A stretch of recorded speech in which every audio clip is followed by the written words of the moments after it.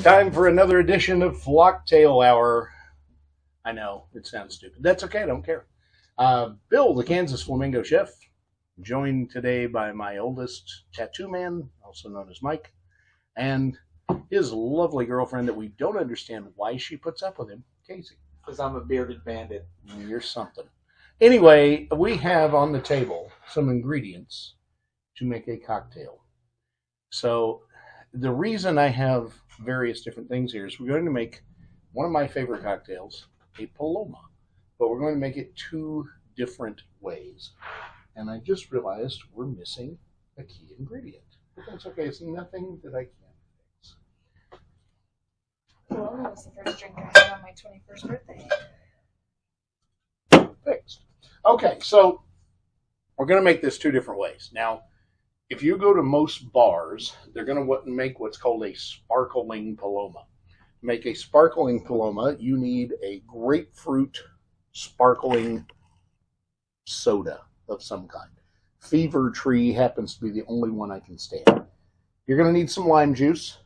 You're going to need some agave syrup or liquid agave flavoring, which should be illegal. And you're going to need a decent, not a good, a decent reposado tequila. So today we're going to use the Jose Cuervo Tradicional. I don't want to sit around drinking on ice, but it makes a really good margarita or Paloma. Now, most people will tell you you should shake a Paloma. I absolutely disagree for two reasons. One, you're putting some kind of carbonated beverage into it, so your shaker may wind up in the next room. Two, when you do that, you're actually going to bruise the lime juice and the carbonation, and it's going to change the flavor. Now, the other method of making a Paloma, the old traditional method, my preferred method, does not use this stuff. It uses actual grapefruit juice, pink, with a little bit of a spiced soda. Now, traditionally in Mexico, you would use what's called cobal, which is a spiced soda. It's kind of like Fresca. I mean, that's probably the easiest way to explain it. It's made by Johnnitos. Right. But you can substitute a Fresca or a ginger ale. Works perfectly. If you want to use 7-Up, that's fine. I wouldn't use club soda because you need that little bit of sweetness added to the drink. Like ginger beer. Ginger beer is going to be way too dark and way too strong. Okay.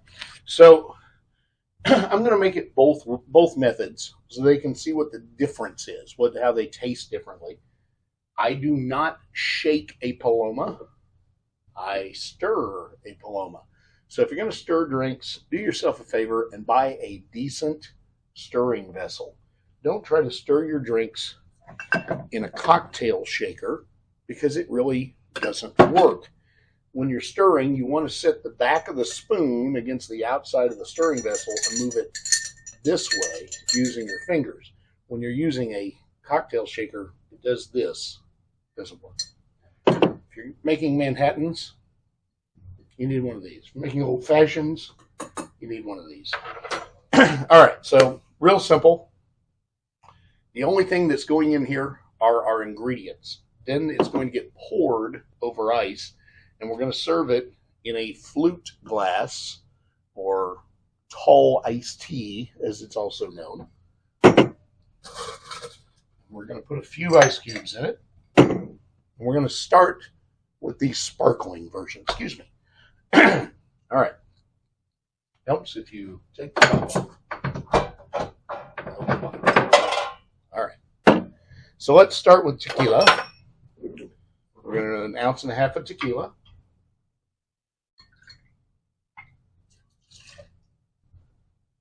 Then we're going to do about, 1/2 ounce of lime juice.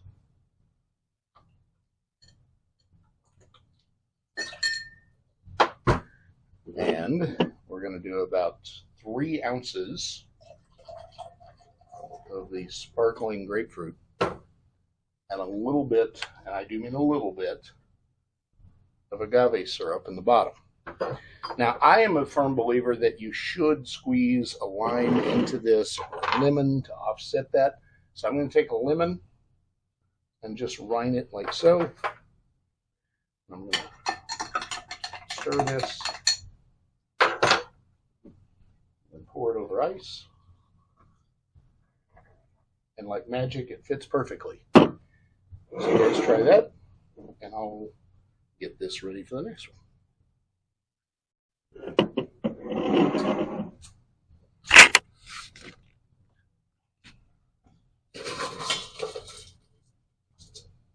That's pretty good. I want to try I feel like the second Now one's that's gonna a be better. sparkling Paloma. This is the way if you go into a bar, most places are going to make it.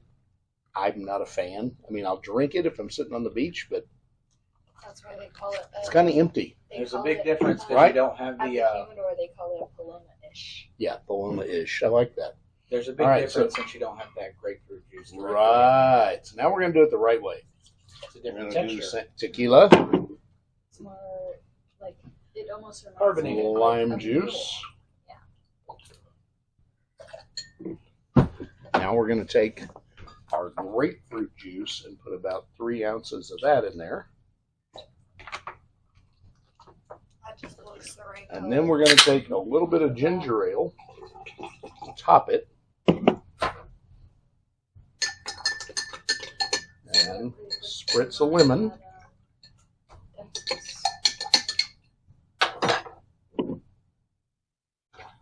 Now, first thing I want you to do is compare them side by side and look at the color. Okay, they're totally different, right? Now taste that one.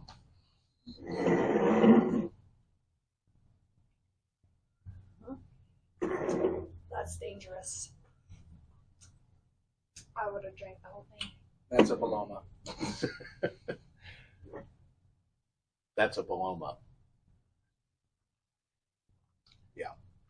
Now, I did not put agave syrup in this one because, quite frankly, with the grapefruit juice and the ginger ale, you don't really need the additional sugar. It's got enough sweetness. With Oh, the sure. with the sparkling grapefruit soda, you really need the additional sugar. Now, if you taste this and you go, "Well, that just is too tart for me," like my other half, then go ahead and put a little of the agave syrup in it and mix it again. You could even use simple syrup if you really want to make it sweet, but get ready, it's going to be really sweet. So I got a feeling Michael's going to drink that one. Until next time, if you have a drink you'd like me to make or a food, let me know. Drop me a line, bill@kansasflamingochef.com. Visit our website, kansasflamingochef.com, and eat and drink fabulous and subscribe to this channel. We'll If it see you on doesn't, if it doesn't have grapefruit juice, it's not a fucking Paloma. He's right. It's Paloma-ish. Paloma-ish. I like that.